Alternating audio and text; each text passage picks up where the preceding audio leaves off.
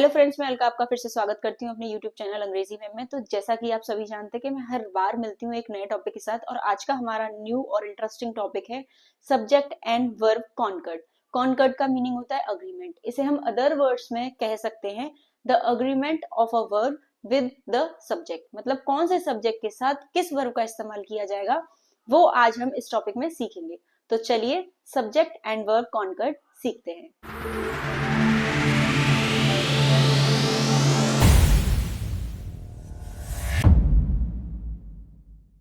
तो जैसे कि मैंने बताया, सब्जेक्ट एंड वर्ब कॉन्कर्ड को हम दूसरी लैंग्वेज में agreement of a verb with its subject भी कह देंगे या विद द सब्जेक्ट भी कह देंगे। इसका तात्पर्य ये है कि हम किस सब्जेक्ट के साथ किस वर्ब का इस्तेमाल करेंगे। यानी अगर सिंगुलर सब्जेक्ट है तो हम सिंगुलर वर्ब का इस्तेमाल करेंगे, वहीं अगर हमारा सब्जेक्ट प्लूरल है तो हम प्लूरल वर्ब का भी इस्तेमाल करेंगे। जैसे कि हमने उसी के लिए दो एग्जाम्पल्स भी ले लिए हैं, he is a good speaker and they are good speakers. जैसे कि हम देख पा रहे हैं यहाँ पर कि ही क्या है, आपका सिंगुलर सब्जेक्ट है, इसीलिए हमने उसके साथ इज लगाया है। और इज हमारा जो वर्ब है, हेल्पिंग वर्ब है, वो सिंगुलर सब्जेक्ट के साथ ही लगता है। वहीं जब हम देखेंगे दे, तो दे हमारा प्लूरल सब्जेक्ट है और प्लूरल के साथ हमने लगाया है आर। आर किसके साथ लगता है? प्लूरल सब्जेक्ट के साथ ही लगता है। इसी के साथ हम आगे बढ़ेंगे और देखेंगे ऐसे ही रिलेटेड दो चार एग्जांपल्स और। साथ हमने दो एग्जांपल और ले लिए हैं। Shyam is reading a poem and women were weeping. यानी ये हो गया हमारा थर्ड एग्जाम्पल और ये हो गया हमारा फोर्थ एग्जाम्पल। तो श्याम सिंगुलर है तो हमने सिंगुलर वर्ब यानी इसका इस्तेमाल किया। वहीं वुमेन, अगर वो मैन होता तो सिंगुलर होता, लेकिन यहाँ पर वो मैन है। जैसे कि हम जानते हैं कि वो मैन का प्लूरल वो मैन होता है, तो ये क्या हो गया हमारा? प्लूरल हो गया, जिसके लिए हमने यहाँ पर वर्ब वर का इस्तेमाल किया है, women were weeping. I hope आपको सब्जेक्ट एंड वर्ब कॉन्कर्ड की डिफाइन इजी वे में अच्छे से समझ में आ गई होगी। इसी के साथ हम बढ़ेंगे, ये हमारा कह सकते हैं कि फर्स्ट पॉइंट था। इसी के साथ हम बढ़ेंगे अपने सेकंड पॉइंट की तरफ, जो हमें और ब्रॉड तरीके से बताएगा कि सब्जेक्ट एंड वर्ब कॉन्कर्ड होता क्या है। तो सेकंड पॉइंट देखेंगे, जैसे कि हमने यहाँ पर 3 एग्जांपल्स लिए हुए हैं। फर्स्ट है हमारा he learns his lesson daily. वो अपना लेसन डेली पढ़ता है, तो ही के साथ हमने यूज किया है लर्न्स का। इसका मतलब लर्न, फर्स्ट फॉर्म होती है हमारी लर्न, और उसके साथ एस या ई एस अगर हमने लगा दिया तो क्या हो गया? वो सिंगुलर सब्जेक्ट के साथ ही हम एस या ई एस का इस्तेमाल करते हैं, और ही यहाँ पर क्या है? हमारा सिंगुलर सब्जेक्ट। नेक्स्ट है हमारा you have not replied to my letter. तुमने मेरे लेटर का रिप्लाई नहीं किया। यू क्या है? हमारा यहाँ पर प्लूरल है, प्लूरल के साथ हम हैव का इस्तेमाल करते हैं और सिंगुलर के साथ हम हैज का इस्तेमाल करते हैं। तो यहाँ पर हम क्या देख रहे हैं कि दोनों जगह अगर सब्जेक्ट अलग है तो दोनों में ही हमारी वर्ब क्या है? चेंज हो गई है। इसी के साथ देखेंगे हमारा third point, I am sure to win a scholarship. मैं श्योर हूं कि मैं स्कॉलरशिप जरूर जीत लूंगा या जीत लूंगी। तो यहाँ पर हमारी वर्ब क्या है? विन। तो आई के साथ लगाया है हमने विन।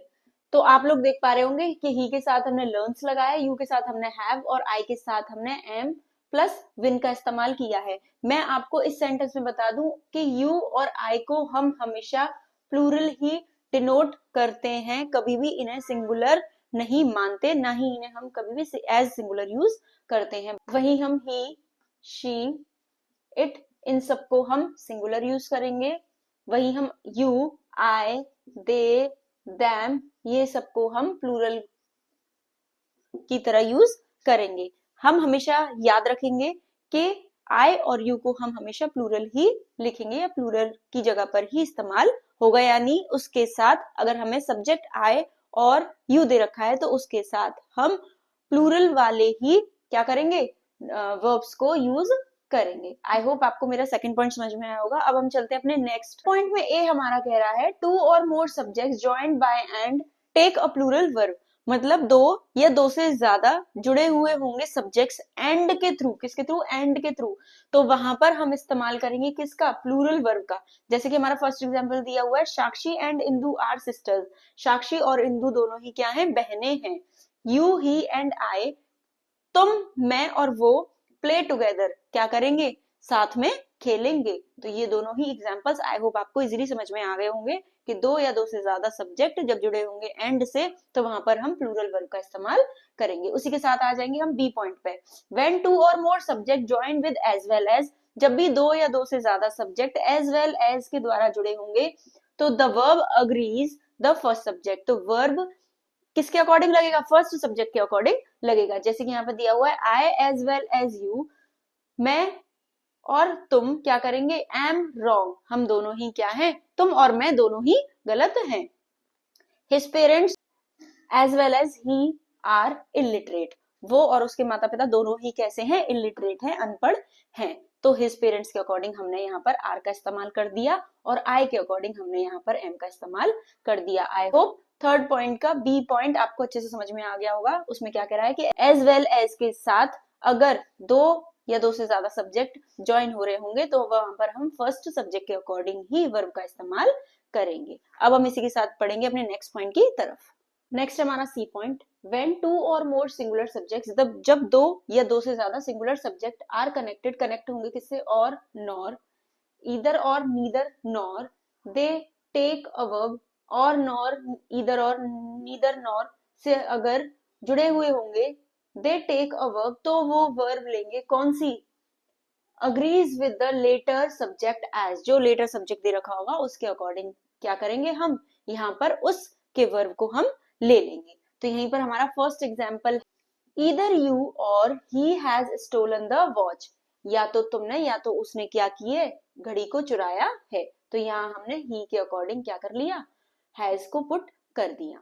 शी और her sister is present here, वो और उसकी बहन यहाँ पर क्या है, प्रेजेंट है। यहाँ पर हमने इसका इस्तेमाल कर दिया। बट लेकिन when there are two subjects, जब दो सब्जेक्ट होंगे डिफरेंट पर्सन्स, लेकिन उनके पर्सन डिफरेंट होंगे। पर्सन कौन से होते हैं, first person, second person, third person जो हमें दिए होते हैं, he, his, him, she, her, hers, ऐसे करके जो हमारे फर्स्ट पर्सन, सेकंड पर्सन और थर्ड पर्सन दिए होते हैं, इसका मतलब ये है कि सब्जेक्ट सेम है लेकिन उसका जो पर्सन है वो चेंज है। तो यहाँ पर दिया हुआ है कि two subject of different person, subject same है लेकिन उसके पर्सन डिफरेंट हैं, ज्वाइंड बाय, जुड़े हुए हैं, नीदर नॉर से, ईदर और से, नीदर नॉर से या फिर ईदर और से। द वर्ब अग्रीज, तो वर्ब क्या लेगा, person with the subject nearest to it, subject जो सबसे ज्यादा नजदीक है उसके अकॉर्डिंग क्या लगाएगा, हमारा वर्ब लगाएगा। तो ईदर ही और हिज कंपेनियंस, तो यहाँ पर हिज कंपेनियंस पास में है तो हमने वर्ब का इस्तेमाल कर लिया, वर्ब गिल्टी, वो या फिर उसके जो दोस्त हैं, यार हैं, वो क्या है, गिल्टी हैं। तो हिज कंपेनियंस के अकॉर्डिंग हमारा आ गया वर्ब। ईदर हर पेरेंट्स और शी इज मिस्टेकन, या तो उसके माता पिता या फिर वो खुद क्या है, मिस्टेक कर रहे हैं, मिस्टेकन है, कुछ ना कुछ उनसे गलती हो रही है। यहाँ पर हमने शी के अकॉर्डिंग इसका इस्तेमाल कर दिया। वहीं पे हमारा डी पॉइंट है, ईदर, नीदर, ईच, एवरी या फिर एवरीवन दिया हुआ है, किसके साथ, सिंगुलर वर्ब के साथ। कहने का तात्पर्य यह है कि either, neither, each, every and everyone अगर दिया हुआ है तो वहां पर हम सिंगुलर वर्ब का इस्तेमाल करेंगे। तो फर्स्ट एग्जांपल हम देखेंगे, each of them is honest, इनमें से हर एक क्या है, ऑनेस्ट है, ईमानदार है। नेक्स्ट है एवरीवन ऑफ द गर्ल्स, हर एक लड़की में से उसकी ड्रेस सबको पसंद है। तो यहाँ पर हमने गर्ल्स को न देख के एवरीवन के अकॉर्डिंग लाइक्स, यानी वर्ब की फर्स्ट फॉर्म के साथ एस या ईएस का जब हम इस्तेमाल करते हैं तो वर्ब की फर्स्ट फॉर्म के साथ हमने यहाँ पर एस का इस्तेमाल कर दिया। इसका मतलब ये क्या है, सिंगुलर वर्ब का हमने इस्तेमाल कर दिया। इसी के साथ हम आगे बढ़ेंगे और पहुंचेंगे अपने फोर्थ पॉइंट की तरफ। तो फोर्थ पॉइंट का ए है हमारा, व्हेन टू सिंगुलर नाउन्स, जब भी दो singular noun refers to the same, refer करेंगे सेम पर्सन को या फिर चीज को। कोई भी दो सिंगुलर नाउन किसी भी एक चीज को या किसी भी अनदर पर्सन को क्या कर रहे होंगे, रिफर कर रहे होंगे, बता रहे होंगे, द वर्ब मस्ट बी, तो वर्ब कैसी होगी, हमेशा सिंगुलर होगी। The articles is then not repeated, और आर्टिकल रिपीट नहीं किया जाएगा। तो इसी के साथ हम एग्जांपल देख लेंगे, my poet and philosopher is dead, मेरा पोएट और फिलोसोफर क्या हो गया है, मर गया है। उसी के साथ हम सेकेंड एग्जांपल देखेंगे, my friend and colleague has come, मेरा दोस्त और मेरा कलीग आ रहा है। कहने का मतलब ये है कि ये क्या है, दो सिंगुलर नाउन है जो कि क्या कर रहे हैं, रिफर कर रहे हैं एक ही इंसान को या एक ही चीज को। तो वहां पर हम सिंगुलर वर्ब का इस्तेमाल करेंगे। उसी के साथ हम बी पॉइंट देखेंगे, इफ टू सब्जेक्ट्स, कोई भी दो सब्जेक्ट टुगेदर एक्सप्रेस, एक साथ मिलकर एक्सप्रेस कर रहे हैं एक आइडिया को, एक चीज को, द वर्ब में बी, तो वर्ब वहां पर हम कैसे इस्तेमाल करेंगे, सिंगुलर इस्तेमाल करेंगे। Slow and steady wins the race, slow मतलब धीरे और स्टीडी का मतलब होता है मतलब एकदम फोकस्ड कह सकते हैं, व्यक्ति क्या करता है, रेस जीतता है। राइस एंड करी इज माय फेवरेट, राइस और करी मेरी फेवरेट है, यानी राइस करी क्या है, दो है लेकिन क्या है, दोनों ही चीज मेरी फेवरेट है, यानी एक ही आइडिया को क्या कर रही है, इंडिकेट कर रही है, एक्सप्रेस कर रही है, इसलिए हमने यहाँ पर सिंगुलर नाउन का इस्तेमाल किया है। उसी के साथ हम देखेंगे अपना C point, when a plural noun express, जब भी कोई प्लूरल नाउन एक्सप्रेस कर रहा है सम स्पेसिफिक क्वांटिटी, कोई भी स्पेसिफिक क्वांटिटी या फिर अमाउंट, या फिर किसी चीज का अमाउंट की वो मात्रा कितनी है, क्षमता उसकी कितनी है, कंसीडर्ड एज अ होल, उस पूरे को ही हम क्या करेंगे, सिंगुलर वर्ब इस्तेमाल करेंगे उसके साथ। तो यहाँ पर दिया हुआ 900 रुपीज, 9,000 रुपए, is too much for this cow, इस गाय के लिए बहुत ही ज्यादा है। 20 kilometre, 20 kilometre is a long distance, बहुत ही ज्यादा लॉन्ग डिस्टेंस है। वैसे देखा जाए तो 20 किलोमीटर्स क्या है, हमारा प्लूरल नाउन है, और यहाँ पर 900 रुपीज भी हमारा प्लूरल नाउन है, लेकिन वो क्या कर रहा है, क्वांटिटी एक्सप्रेस कर रहा है, क्षमता बता रहा है, ठीक है, तो वहां पर हमने क्या कर दिया है, इसका इस्तेमाल यानी सिंगुलर नाउन का इस्तेमाल कर दिया है। आई होप 4 पॉइंट के तीनों पॉइंट्स आपको समझ में आए होंगे। इसी के साथ हम बढ़ेंगे अपने 5th पॉइंट की तरफ और देखेंगे कि 5th पॉइंट हमारा क्या कह रहा है। तो 5th पॉइंट है हमारा, व्हेन टू और मोर सिंगुलर सब्जेक्ट, जब दो या दो से ज्यादा singular subject are connected by, connect होंगे किससे, विद, टुगेदर विद से या टुगेदर विद से, एंड नॉट से, बिसाइड से, नो लेस देन से, तो वर्ब कैसी रहेगी आपकी, सिंगुलर ही रहेगी। एग्जाम्पल के तौर पे हमने एक एग्जाम्पल ले लिया, ही एंड नॉट यू, वो और तुम भी नहीं, इज टू ब्लेम, ब्लेम नहीं किए जा रहे हो ना तुम ना वो। उसके बाद हमारा नेक्स्ट और 6th है, द वर्ब अग्रीज, वर्ब क्या करता है, अग्री करता है with the number of the nouns, जो कि नंबर ऑफ नाउन्स हैं, दैट फॉलो द वर्ब, जो कि फॉलो कर रहे हैं किसको, वर्ब को, when a sentence start with their, जब सेंटेंस वहां से स्टार्ट हो रहा है, देयर से, किससे स्टार्ट हो रहा है, देयर से स्टार्ट हो रहा है। तो नाउन के अकॉर्डिंग क्या करेंगे, हम वर्ब का इस्तेमाल करेंगे। तो देयर इज नो लीफ, कोई भी लीफ नहीं है, यानी ये सिंगुलर हो गया, ऑन द ट्री, पेड़ के ऊपर।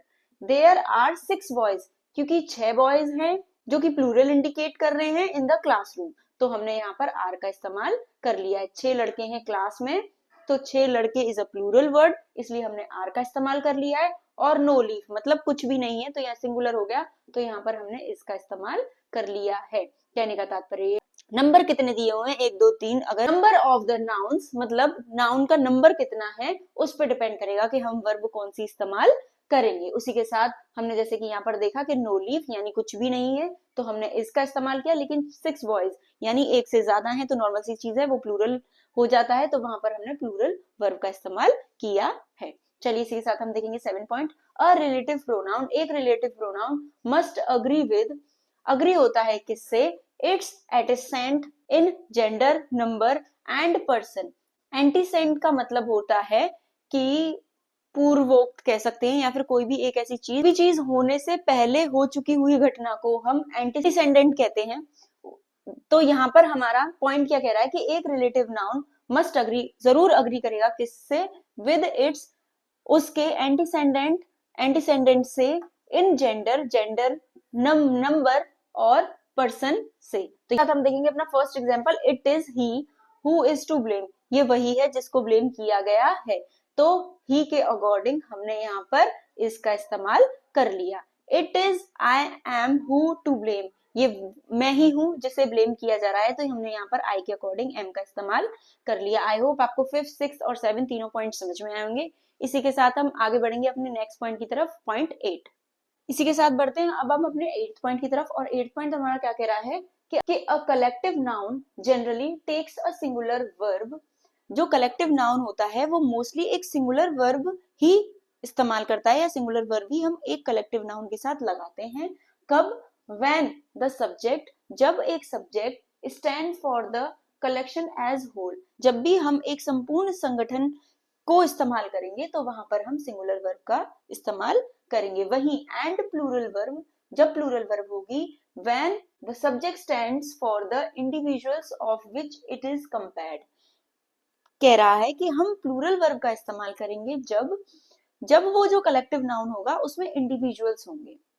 फॉर एग्जाम्पल हम किसी एक संगठन का नाम लेंगे, तब वहां पर क्या होगा, सिंगुलर वर्ब का इस्तेमाल होगा। लेकिन वहीं हम एक ऐसे वर्ड का इस्तेमाल करेंगे जहां पे इंडिविजुअल्स होंगे उस वर्ड में, तो वहां पर हम प्लूरल वर्ब का इस्तेमाल करेंगे। उसी के साथ देखेंगे हम अपना first example, the class is absent. तो यहाँ पर क्या दिया हुआ है, क्लास।